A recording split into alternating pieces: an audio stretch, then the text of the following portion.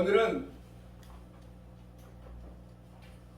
영혼 밖으로 나가신 예수님에 이어서 하나님이 기뻐하시는 제사, 이 말씀의 제목을 가지고 함께 은혜를 받겠습니다. 따라하시겠습니다. 하나님께서 기뻐하시는 제사. 네. 여러분 16절 말씀 다시 한번 봅니다. 오직 선을 행함과 서로 나누어주기를 잊지 말라. 하나님은 이 같은 제사를 어떻게 하신다?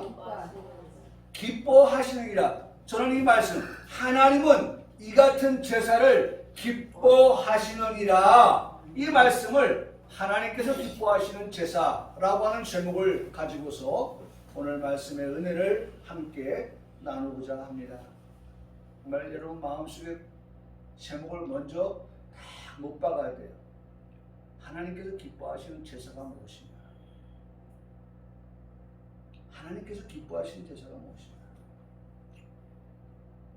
하나님은 이 같은 제사를 기뻐하신다. 여러분 이걸 오늘 우리가 확실하게 배워서 정말 하나님 기뻐하시는 제사를 드리는 그러한 성도. 저는 이 말씀을 보면서 문득 그런 생각을 해봤어요. 식당에 가면 나 혼자 갈 때는 내가 좋아하는 거 선택해서 먹으면 돼요. 그런데 나 말고 다른 분을 모시고 가면 기준을 어디다 둬야 돼요? 네, 상대에게 둬야죠. 상대는 뭐를 좋아하는지도 상관하지 아니하고 내가 좋아하는 그러한 식당으로 가서 음식을 시켜요. 제가 이렇게 도시락을 먹는데 옆에 있는 우리 정차장이 그래요. 목사님 오늘은 돼지고기예요. 이래 얘기해요. 그러면 그 다음날 목사님 오늘은 소고기예요. 네. 저를 아는 거예요. 목사님 그거 잡수시면 안 돼요? 이거 잡수세요? 저는 알려줘요. 여러분 제가 생각해 봤습니다. 치아가 약한 분을 모시고 아무리 고기가 맛이 있다 한들 그 고기를 제대로 씹을 수 없는 분을 고기 맛있어요. 다 잡숴보시죠. 라고 말하는 것이 그게 온당한 일일까? 물론 정말 입에서 녹는다고 말하는 그런 고기를 대접할 때에야 문제가 되지 않겠지만 여러분 입에서 녹는 것 말고 또 다른 반대의 비유로 뭐라고 하죠? 고기가 뭐와 같아? 고무 같아. 타이어 같아. 그러면 그런 고무 같고 타이어 같은 고기를 잡수라고 그렇지 않아도 이가 성하지 아니한 분에게 그것을 먹자고 하면 데리고 간 나는 상대를 배려한 겁니까? 아니요. 배려하지 않는 거죠. 그래서 상대는 무시하는 거예요. 이 시간 우리가 하나님 앞에 제사를 드립니다. 이 시간 하나님 앞에 우리가 예배를 드립니다. 그 예배는 어떤 예배가 되어야 되느냐라고 하는 것을 우리가 말씀해 주고 있는데 그 예배는 어떤 예배가 된다? 하나님께서 기뻐하시는 예배, 기뻐하시는 제사가 되라고 그렇게 우리에게 가르쳐 주고 있다는 것입니다. 할렐루야. 아멘. 여러분 항상 오늘 우리가 상대를 배려할 줄 아는 그러한 배려심 많은 우리들의 모습이 필요합니다. 뭐 먹을래? 먼저 상대의 의견을 묻고 존중하는 그러한 모습. 이기적인 그런 모습이 아니에요. 배려할 줄 아는 그러한 모습. 여러분 오늘 이 예배도 내 마음대로 내 멋대로 드리는 게 아니에요. 오늘 이 예배는 하나님께서 어떻게 기뻐하시는 예배. 그냥 눈 뜨시고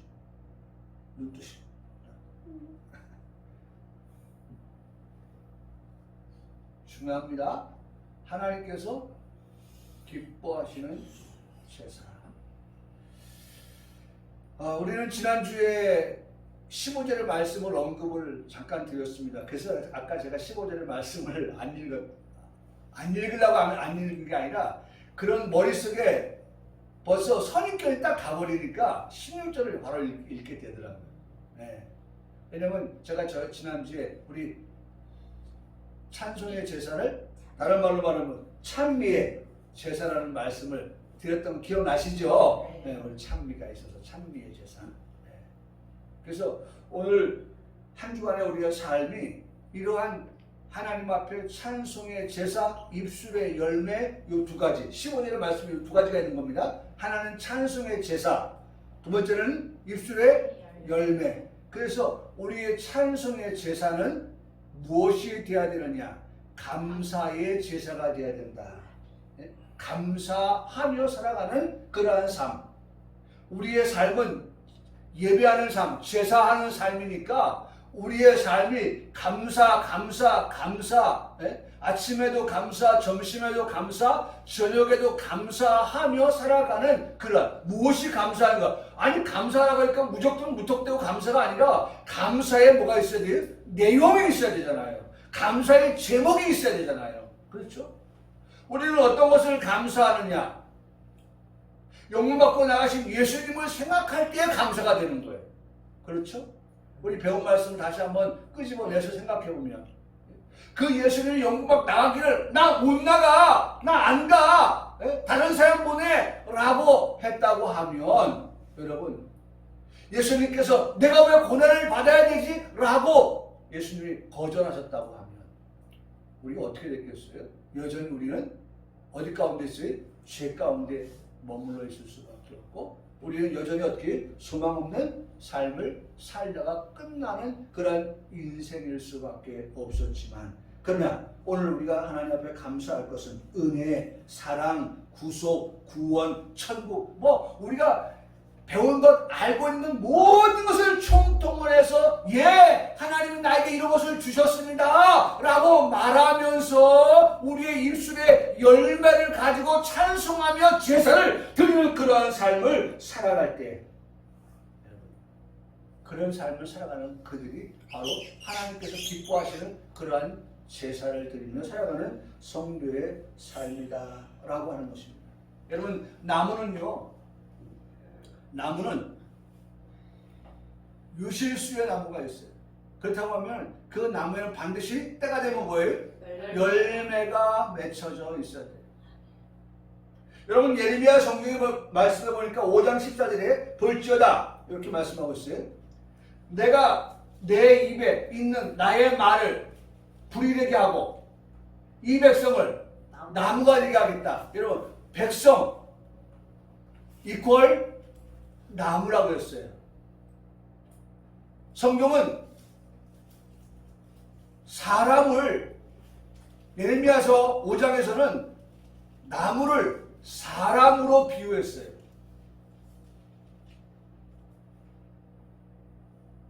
그런데 뭐가 나와요? 불이 나와요.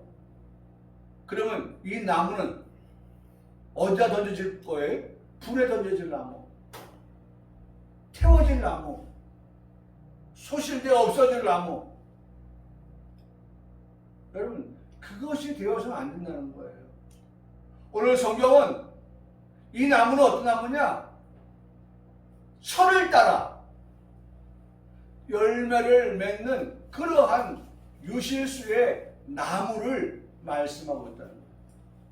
무슨 말씀을 드리려고 하는 것입니까? 오늘 우리가 날마다 우리의 입술에 뭘 맺어요? 열매를 맺으면서 살아가는 그런 나무 성도가 되라는 거예요. 나무, 백성이 되라는 거예요. 나무는 반드시 열매를.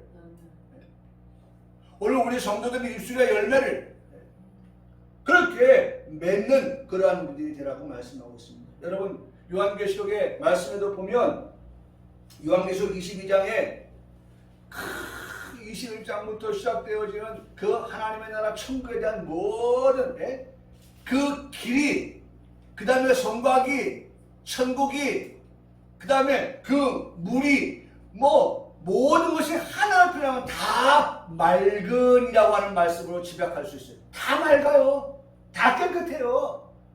다시 말하면 천국은 거룩하란 말이에요. 깨끗하란 말이에요. 그러니까 그 거룩하고 깨끗한 곳에 들어갈 자가 누구였어요? 거룩한 자뿐일세. 거룩한 자뿐일세. 할렐루야. 네. 여러분, 우리 천국을 사모합니까? 네. 천국을 우리가 좀 소망하고 있습니까? 네. 그렇다면 우리가 그 천국 들어가서는 여러분 그냥 들어갈 수 없어요. 우리가 파티에 초대를 받으면 파티에 초대받은 사람이 오늘 갑자기 막 일하다가 말고 먼지 잔뜩 묻고 그 옷 입고 가지 않지 않습니까? 시간을 내가지고 그 옷을 벗고 샤워를 하고 그 다음에 파티복을 입고 그런 다음에 파티장에 가는 것처럼 천국에 들어갈 우리들은 어떻게 해야 돼? 거룩한 옷을 입고 들어가야죠. 할렐루야. 네. 빛나고 깨끗한 세마포 옷을 입고 들어가야 한다는 것입니다. 왜? 천국이 어떤 것이기 때문에 맑은 곳이에요. 아주 청정한 곳이에요. 깨끗한 곳이에요. 거룩한 곳이에요. 그런 곳에 들어갈 자 역시 어떻게? 거룩한 자뿐일세 밖에 없다는 거예요. 거룩한 자밖에 없다. 그런데 그 천국에 길이 있는데 그 가운데 뭐가 흘러요? 물이 흘러요. 그 물이 흘러요. 근데 그 물 강 좌우에 생명나무가 있다는 거예요. 그림 한번 그려보세요. 물이 흐르고 강 좌우에 나무가 있다는 거예요. 생명나무가. 그런데 거기에 요한계시록 22장 2절에 그 나무에 12가지 거기도 뭐가 나오냐면 열매라는 말씀이 나와요. 12가지 열매를 맺되 달마다 그 열매를 맺고 라는 말씀을 하고 있습니다. 그러니까 천국에도 뭐가 있어요? 열매를 맺는 나무가 있다는 거예요. 이 말이 무슨 말이냐면 오늘 우리가 이 땅에서만 입술의 열매를 가지고 찬송의 제사를 드리는 것이 아니라 천국에 들어가서도 우리는 여전히 뭐예요? 입술의 열매를 가지고 하나님을 찬송하는 제사를 여전히 드리며 살아갈 우리라고 하는 것을 말씀해 주고 있는 거예요. 거기 가서도 하나님을 찬송하면서 아마 그런 찬송을 부를 때 나 같은 죄인 나 같은 죄인이 어떻게 여기 들어올 수 있었지? 나 같은 죄인이 어떻게 여기 들어올 수 있었지? 거룩한 자밖에 들어올 수 없는데 그것이 너무 고마워서 그것이 너무 감사해서 그것을 찬송하며 날마다 살아가는 그러한 하나님의 자녀의 모습, 그런 열매를 맺고 살아가는 그런 자녀의 모습 아니겠습니까? 그런 모습 아니겠어요? 그래서 이 땅에서 우리가 살아가면서 예행 연습을 합니다. 예행 연습을 할 때 이런 예행 연습을 하는 거예요. 너희 몸을 하나님이 기뻐하시는 거룩한 산 제물로 드리라. 이는 너희가 드릴 영적 예배다. 여러분, 우리 하나님 앞에 어떤 예배를 드려야 됩니까? 영적 예배를 드리는 성도가 되어야 된다는 거예요. 그러면 영적 예배, 그것이 하나님이 기뻐하시는 예배인 거예요. 하나님 기뻐하시는 예배가 영적 예배인 거예요.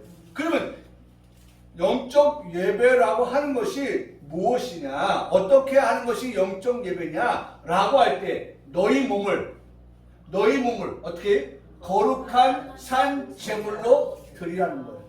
너희 몸을 그랬어요. 너희 몸을. 저는 오늘 이 말씀을 준비하면서 참 너무 좋았어요. 너무 좋은 이유가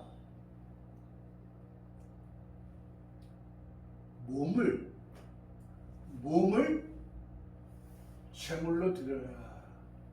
산 제물로 드려라. 산 제물로 드려라.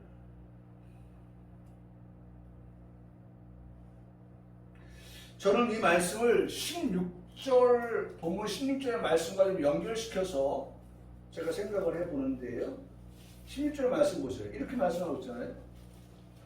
오직 선을 행함과 서로 나눠주기를 잊지 말라. 하나님과 같은 제사를 기뻐하시느니라 라고 말씀하고 있어요.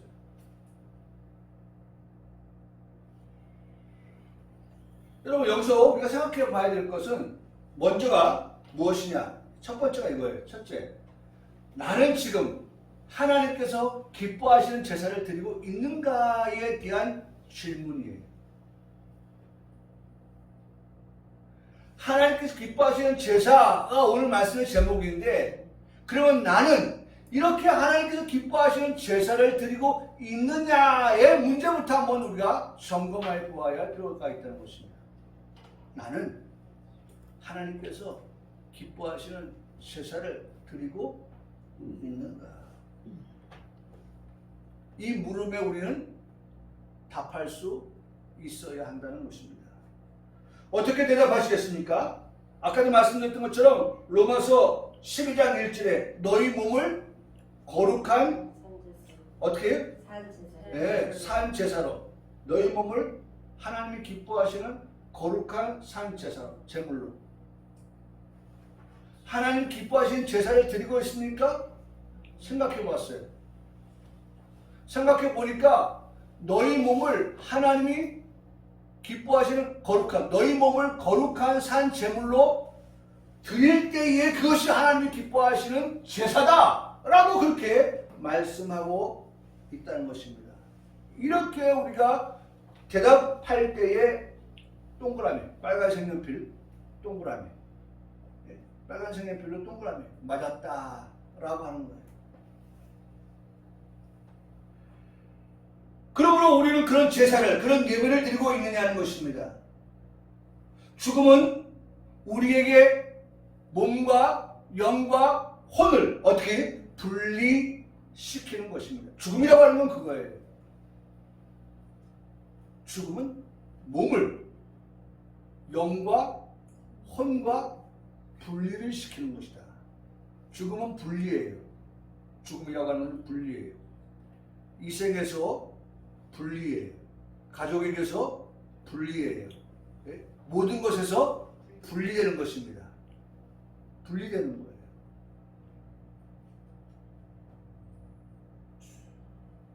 영화에서 나오는 것처럼 사랑과 영혼 뭐 이런 것처럼 분리된 것 같은데 분리 안 된 것 같은 그런 것이 아니고 완전히 이건 분리되는 거예요.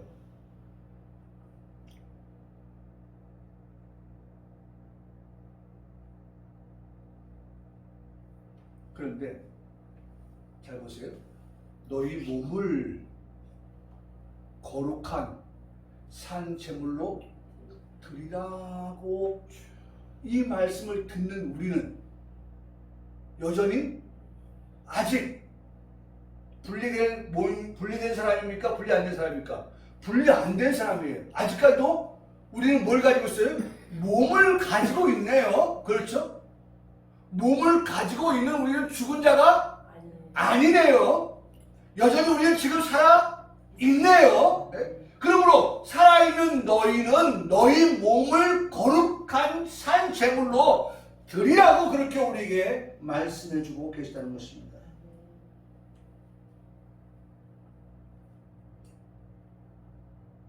여러분, 살아있는 우리입니다. 여러분, 여기 혹시 살아 있지 않고 이미 돌아가신 분 여기 앉아 계신 분 없죠. 여기 지금 다 박권사님 뭐 시작해서 젊은 우리 저 청년들까지 다 살아 있기 때문에 지금 이렇게 함께 모여서 예배를 하는 것입니다. 살아있는 우리예요. 살아있는 우리가 매일매일의 삶을 살아갑니다. 영적 예배를 드리면서 살아갑니다. 중요한 것은 살아있는 그런 우리가 살아갈 때 어떻게 살아갈 것이냐. 가장 중요한 걸 우리에게 말씀합니다. 어떻게 살아가라? 거룩하게 살아가라. 여러분, 중요한 메시지 우리에게 주고 있습니다. 살아있는 우리는 매일매일의 삶을 거룩하게 제사를 드리는 삶으로 살아가라. 가장 중요한 건 거룩입니다. 몸을 가진 우리는 아직 죽지 않았어요? 네? 아직 죽지 않았습니다. 우리 살아있습니다. 숨쉬고 있습니다. 그런 우리는 그리스도인들은 하나님의 자녀들은 어떻게 살아가야 되느냐? 하나님 기뻐하시는 제사로 살아갈 때 하나님이 원하시는 대로의 삶을 살아간다고 하는 것은 우리가 날마다 순간순간마다 내 삶을 하나님 앞에서 어떻게 거룩하게 살아가는 것이다 라고 하는 걸 말씀하고 있습니다. 내가 하나님 앞에서 거룩하게 살아간다고 하는 것은 하나님이 기뻐하시는 예배, 하나님이 기뻐하시는 제사, 그것을 드리며 살아가는 삶이다 라고 감히 말할 수 있다는 거예요.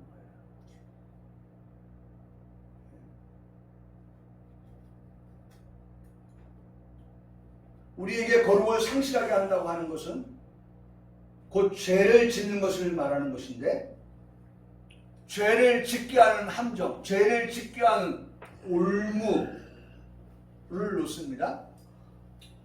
죄에 빠지게 하고자 함이죠. 죄에 빠진 인생이 되게 하는 것입니다. 거룩하지 않은 삶을 살아가게 하려고 하는 그와 같은 것들이 우리 도처에 널려 있습니다.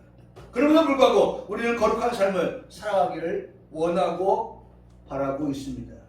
그럼 우리는 성령의 도우심이 그래서 절대적으로 뭐하다?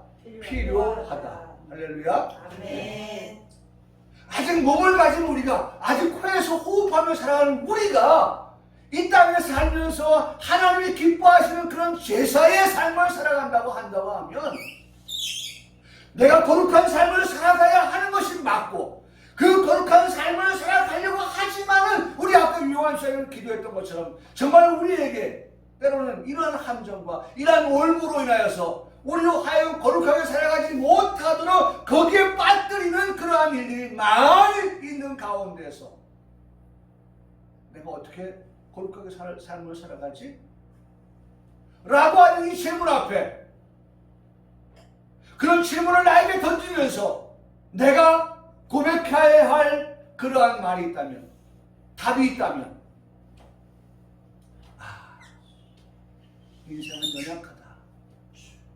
인생은 죄의 그 굴레에서 쉽사리 헤어나오지 못하고 빠져나오지 못하는 그러한 우리의 모습이구나. 제가 오늘 아침도 제 아내에게 그런 얘기를 했어요. 제가 어제 읽었던 뉴스였는데 오늘 아침에 일어나서 화장실 가면서 그걸 다시 한번 일어나 생각해 봤어요. 그리고 나와서 아내한테 그 얘기를 했어요. 미국에서 있었던 일인데요. 미국에서 지난해에 우수 교사로 선발된 선생님이 있습니다. 그 상도 받았겠죠. 그리고 많은 사람들한테 칭송을 받았겠죠. 박수를 받고. 근데 알고 봤더니 이분이 5학년, 6학년을 가르쳤는데 미국에서 성적 학대를 했던 여선생님인데 성적 학대를 하고 그 다음에 음란물을 소지하고 아무도 몰랐던 거예요. 그 속에 그 사람의 그 내면의 것을 몰랐던 거예요. 겉만 보니까 학부모들이 너무 과하다 할 만큼 아이들을 챙기더라는 거예요. 학부모가 느낄 때. 근데 알고 보니까 그런 면이 그 선생님에게 있었다는 거예요. 그런 면을 전혀 사람들이 알지 못하니까 그 선생님한테 표창장을 줬겠죠? 최우수 선생님으로.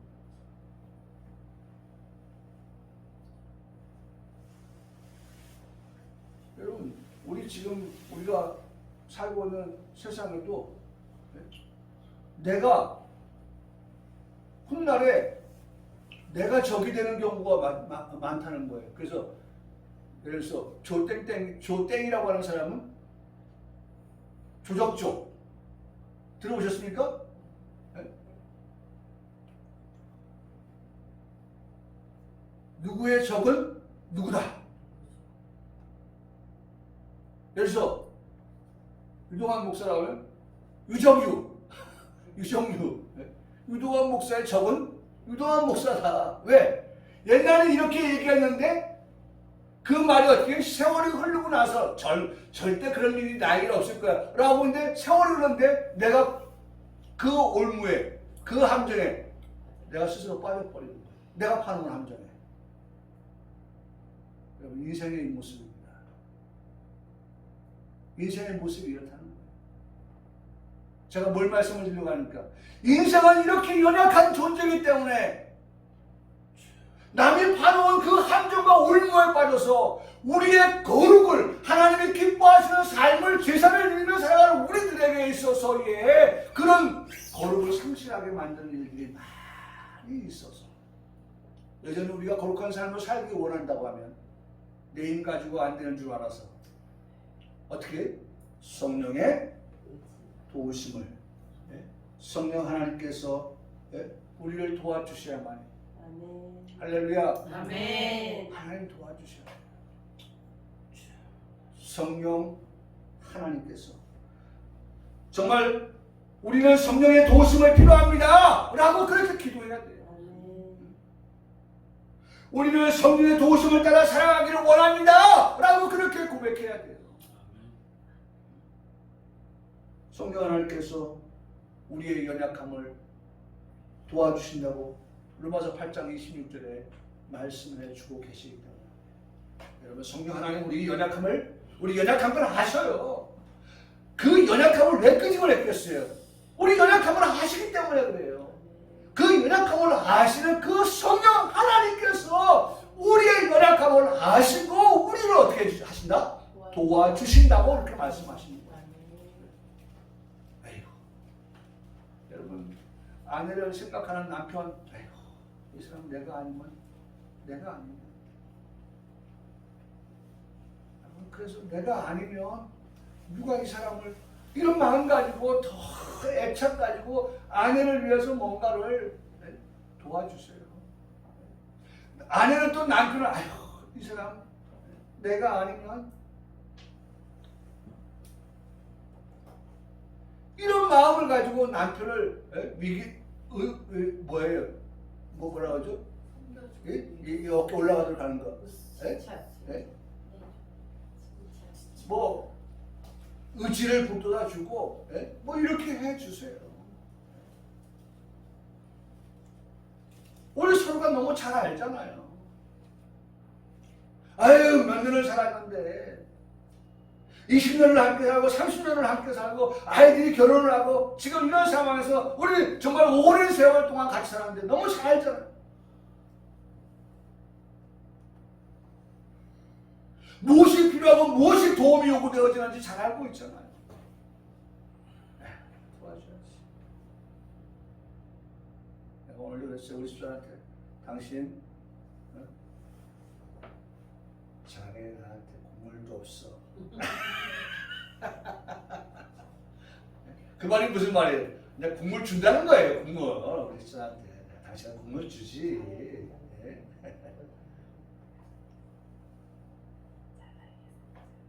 나 혼자만 잘 먹고 잘 사는 게 아니라 여보 당신도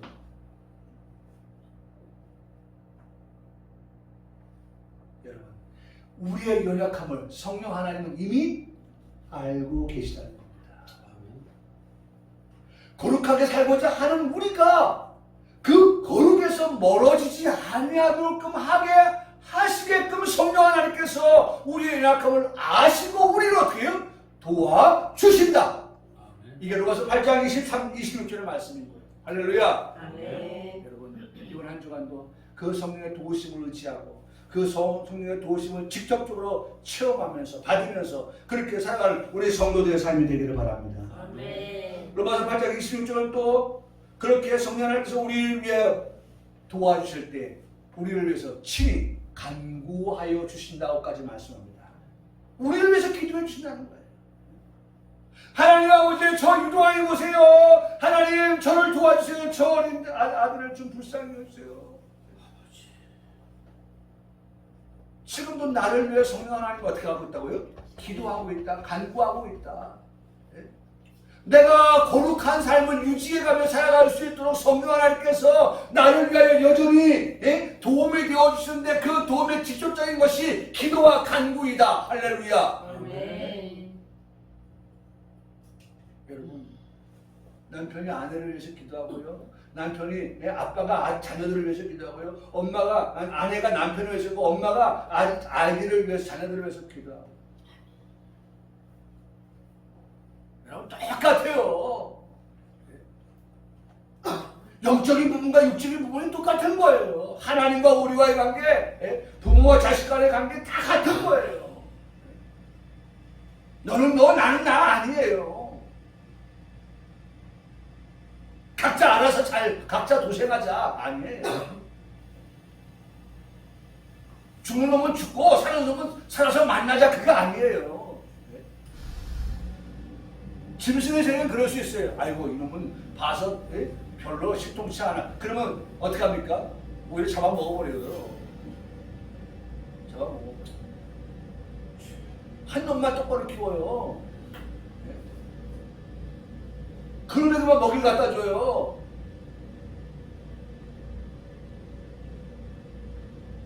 남 같은 우리 사람 같은 말이죠. 아이고 어떻게 합니까? 이놈을 다 보살피고 이놈을 다 시간을 할애하고 이놈을 필요한 것을 다 제공해주고. 짐승의 세상은 그렇잖아요. 내혹합니다.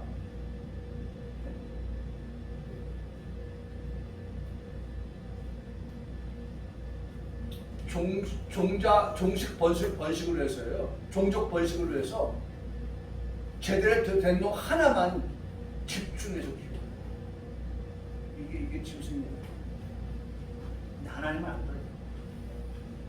우리 연약한 그릇들을, 깨진 그릇들을 버리지 않았어요. 제가 보니까 도자기도 우리 집사람하고 봤습니다만 도자기가 깨어지면요, 그 도자기를 하나 예쁘게 만들어가지고 그때 만드는 게 있더라고요. 깨어진 우리 이빨 깨졌다고 하잖아요. 그릇에 이 깨진 그릇을 그냥 버릴 수밖에 없는 그릇인데, 누구한테 내놓을 수 없는 그릇인데 그걸 또 이쁘게 리모델링해서 내놓는 그런 그릇을 봤어요. 그게 하나님의 모습이에요. 연약한 우리지만, 깨어진 우리지만 버리지 않으시고 하나님은 우리를 어떻게 도와주십니다. 믿기를 바랍니다. 하나님은 도와주십니다. 그래서 모든 것이 합력하여 서로를 이루게끔 하신다고 로마서 8장 28절에 말씀하고 있습니다.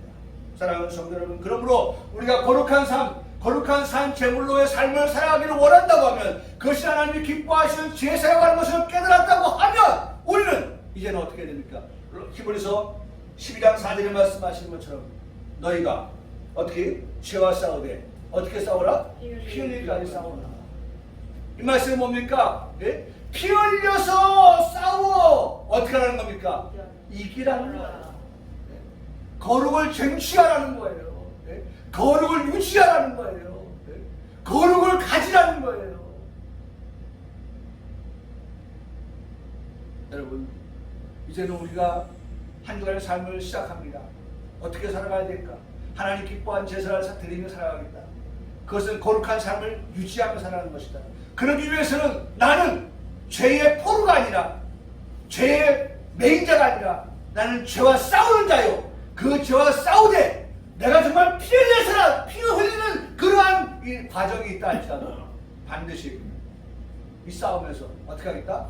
이기겠다. 죄와 싸워서 이기겠다 라고 하는 그러한 모습으로의 삶을 가지고 거룩한 삶을 살아가는 그러한 성도의 모습을 우리에게 말씀해 주고 있다는 것입니다. 죽기를 각오하고 싸우라는 것입니다. 죽기를 각오하고 싸우라. 이 죽기를 각오하고 싸우라는 이 말의 사자성어를 찾아보니까 배수지진이라고 하는 말입니다. 배수지진. 사자성어로 배수지진. 보통 우리가 배수진을 친다 그러잖아요. 배수진. 네? 배수진을 친다.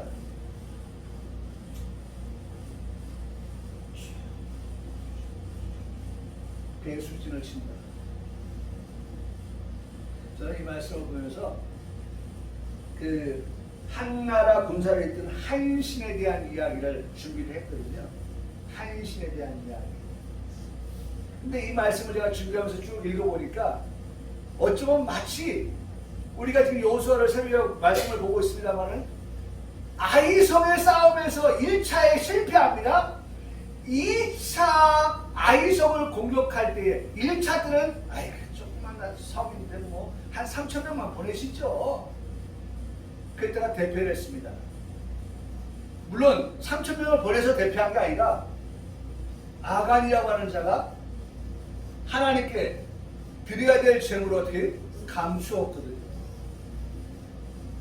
하나님의 말씀을 순종하고 복종하지 않았거든요. 오늘 우리가 말씀에서 봅니다만은 마지막 우리가 17절의 말씀 보면 17절 말씀 보세요. 너희를 인도한 자들에게 뭐하라? 순종하고 너희를 인도한 자들에게 뭐하라? 복종하라. 예? 순종하고 복종해야 될 아간이 이스라엘 백성들이 하나님의 말씀을 순종하지 아니한 결과가 그 조그만 아이성 여리고를 점령한 후에 아이성과의 싸움에서 실패할 수밖에 없었던 결정적인 원인. 여러분 3,000명이 갔다고 해서 진 게 아니에요. 여러분 지금까지 싸움은 이스라엘 백성들이 힘있고 전쟁에 능해서 이긴 게 아니거든요. 군대의 장관 대신을 하나님이 싸워주셨으니까 싸움에서 이길 수 있었던 것. 여러분 이게 진정한 고백이죠. 하나님 도와주셨기 때문에 싸워서 이긴 거지.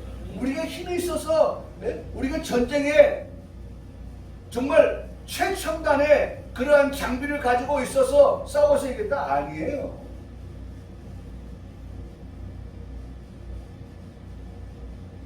여러분 우크라이나에 지금 서방이 고민하는 것 가운데 하나가요. 우크라이나는 지금 계속해서 러시아와 맞상대할 수 있도록 서방이 가지고 있는 최첨단한 무기를 보내달라는 겁니다. 탱크를 보내주시고 비행기를 보내주십시오 라고 합니다. 그런데 서방이 지금 주저주저 하고 있습니다.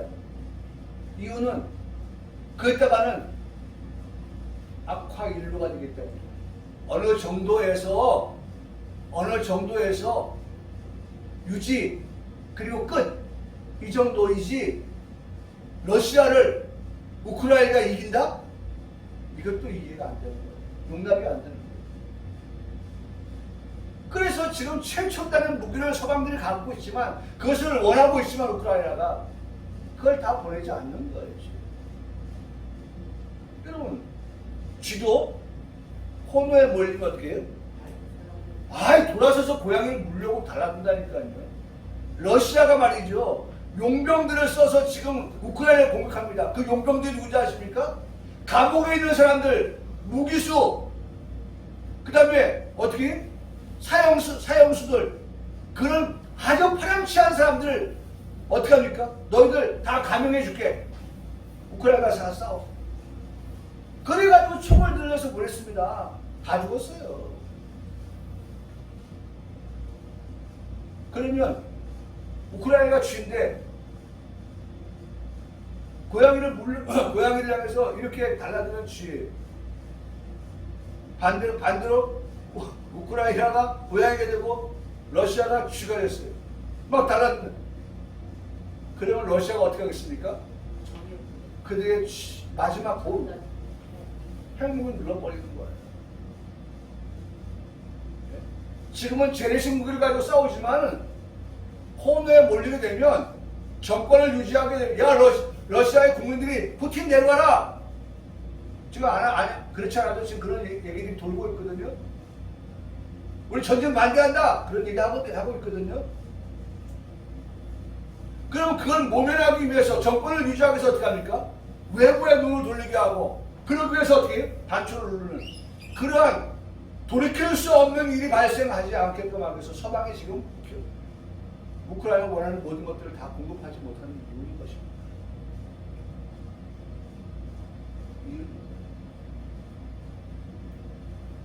3,000명이 문제가 아니라니까요. 물론 제2차 공격에서 몇 명 보냈습니까? 그보다 많은 10배 많은 사람을 보냅니다. 군사들을 보냅니다. 몇 명이에요? 3만 명을 보냈습니다. 그 3만 명 때문에 2차 공격에서 아이성을 이긴 게 아니에요. 죄의 문제가 해결되어졌기 때문에 하나님께서 아이와 싸워서 이길 수 있게 하신 것이죠. 하나님 앞에서 거룩하게 살려고 하니까 하나님께서 도우셔서 아이 성과 싸움에서 이기게 하신 거예요. 그들은 누굽니까? 하나님의 백성이잖아요. 하나님의 백성이 이방인에게 망하고 패하는 것을 하나님이 원하시지 않으십니다. 오늘 하나님의 자녀는 우리가 거룩한 삶을 살아가길 하나님이 원하십니다. 그래서 하나님 우리를 도와준다고 말씀하시는 것입니다. 모든 것에 합력하여 손을 이루게 하신다고 말씀하여 주시는 것입니다. 사랑하는 성도 여러분, 이순신 장군이 한 말이 있습니다. 살기를 도모하면 죽고 죽기를 각오하면 산다. 전쟁에 나온 군사들이 누가 죽는 것을 좋아하겠어요? 모두가 벌벌 떨고 있습니다. 일본의 그 화력 앞에서 화살을 더 쏴야 되는 그러한 우리 조선의 그 군인들이 벌벌 떨고 있습니다. 거기서 그 군대를 통솔하는 지도자가 하는 말, 살기를 도모하면 죽고 죽기를 각오한다면 살 것이다 라고 이 한마디를 던집니다. 이 말이 무슨 말입니까? 생즉사, 사즉생이라는 말입니다. 생, 살려고 몸부림을 치면 즉사한다. 그러나 죽기를 각오하면 즉생한다. 반드시 산다. 여러분, 이순신 장군이 마태복음 16장 24절 25절의 말씀을 읽었는지 모르겠어요. 그때 당시 이순신 장군이 마태복음은 이렇게 말씀하고 있습니다. 이에 예수께서 제자들에게 이르실 때 누구든지 나를 따라오려거든 자기를 부인하고 자기 십자가를 지고 나를 따를 것이니라. 누구든지 제 목숨을 구원하고자 하면 잃을 것이고 누구든지 나를 위한 제 목숨을 잃겠다고 하면 어떻게 해요? 그 목숨 하나님께서 반드시 얻게 하시겠다. 유지하게 하시겠다. 찾으리라. 그렇게 말씀하고 있습니다. 여러분, 싸움에서요 죽기를 가고 달라드는 사람만큼 무서운 사람이 없어요. 그래, 이 판사판이다. 그야말로 너 죽고 나 죽고 하면 이 달라드는 사람 있잖아요. 답이 없어요. 그런 사람 어떻게 상대해야 될지 답이 없는 거예요. 우리의 거룩을 위해서 그런 각오로 살아가라고 말씀을 하고 있는 것입니다. 그러면 돌아온 것이 무엇입니까? 거룩이에요. 거룩이 돌아온다. 예수님께서 불의와 싸우셨습니다. 불법과 싸우셨습니다. 죄와 싸우셨습니다. 끝까지 십자가를 지셨습니다. 죽으셨지만 그러나 그 예수님 3일 만에 살아나셨습니다. 죄와 사망에서 이기신 예수님이셨던 것입니다. 예수님은 마침내 이사야서 54장 10절에 말씀하신 것처럼 여호와께서 기뻐하시는 뜻을 성취하여 드렸다라고 말씀하고 있습니다. 하나님께서 기뻐하시는 뜻을, 하나님이 기뻐하시는 제사를 우리도 어떻게 성취하여 드리는 성도의 삶, 그것은 거룩이라니까요. 오늘 제가 한 설교를 다시 한번 들으면서 분석을 해보세요. 제가 거룩을 몇 번 설교하나, 몇 번 언급하나. 이유는 우리 성도들의 삶이 어떻게 해요? 거룩한 삶을 살아가야 한다는 것입니다. 왜? 하나님이 기뻐하시는 일이기 때문에, 하나님이 기뻐하는 제사이기 때문에 라고 하는 것이 오늘 우리에게 들려주시는 말씀입니다. 여러분, 제사는 희생 제물이 들어가야 합니다. 희생 제물. 여러분, 희생 제물을 끌고 왔어요. 올 때 어떻게 했어요? 살았어요. 그렇죠? 살아있는 짐승 끌고 왔죠. 근데 살아있는 짐승을 이제 제물로 하실 때 어떻게 해요? 살아있는 놈을 어떻게 합니까? 죽이잖아요. 여러분, 중요한 교훈입니다. 올 때는 어떻게 왔어요? 네 발로 왔어요. 살아서. 짐승이 양, 염소 다 살아서 왔어요. 네 발로. 근데 이놈은 뭐하러 왔어요? 아니, 주인과 함께 봄나들이 왔어요? 아니죠. 예? 죽으러 오는 짐승이에요. 눈물을 흘리면서 오는 짐승이에요. 아이고 나 죽으러 가는구나 하고 오는 짐승이에요. 살아서 왔다가 어떻게 해요? 죽어가는 것이 희생의 제물이에요. 제물이에요. 제물. 여러분 오늘 우리는 어떤 삶이 되냐? 죄와 네? 허물로 어떻게 죽어야 마땅한 거죠. 죄와 여러분 이 말씀을 드리지 않을 수 없어요. 육체와 함께 그 정말 30번 십자가에 어떻게 못 박아 죽여야 되는 거예요. 우리가 두 발로 걸어다니며 살아갈 때 때로는 정과 욕심, 탐심을 가지고 살아가다 보면 하나님 기뻐하시는 제사의 삶을 살아가지 못할 때가 있어요. 그런데 그런 것들 어떻게 해요? 이제는 다 십자가에 못 박으라고 말씀하고 있어요. 못 박아. 그것만 말씀을 드리고 마치겠네. 그래서 성령을 따라 행하라. 그리하면 육체의 욕심을 이루지 아니한다. 육체의 일은 분명하니 곧 음행과 더러운 것과 호색과 우상숭배와 주술과 원수 맺는 것, 분쟁과 시기와 분쟁과 당짓는 것과 분열함과 이단과 투교와 술 취함과 방탕한 것과 그와 같은 것들이다. 이런 것들을 다 죽이라는 거예요. 다 죽여야 돼요. 죽으면 어떻게 해요? 산다. 오직 성령의 열매는 또 열매 말씀하고 있죠. 사랑과 일합과 평과 오래 참과 자비의 양성과 충성과 온유와 절제다 라고 말씀하고 있습니다. 우리가 죽었다가 다시 살아날 때는 금지할 법이 없다. 하나님이 같은 제사를 기뻐하신다. 그러면서 오늘 제가 설교의 제목 하나님이 이 같은 것을 기뻐하신다고 할 때 하나님께서 기뻐하시는 제사다 라고 말씀을 드리는 것입니다. 이제 오늘 말씀 마칩니다. 첫 번째 질문이에요. 하나님 기뻐하시는 제사 나는? 여기 된 질문입니다. 우리가 나머지 두 개를 또 다음 주에 듣겠는데요. 하나님이 먼저 기뻐하시는 제사를 나는 드리고 있는가? 라고 하는 것을 먼저 질문하고 오늘 거기에 대한 대답을 들었습니다. 날마다 우리의 삶 속에 이런 질문을 하면서 거룩을 목표로 삼아서 살아가는 우리 평강교회 성도들 모두의 삶이 되길 주님의 이름으로 간절히 축복합니다. 아멘.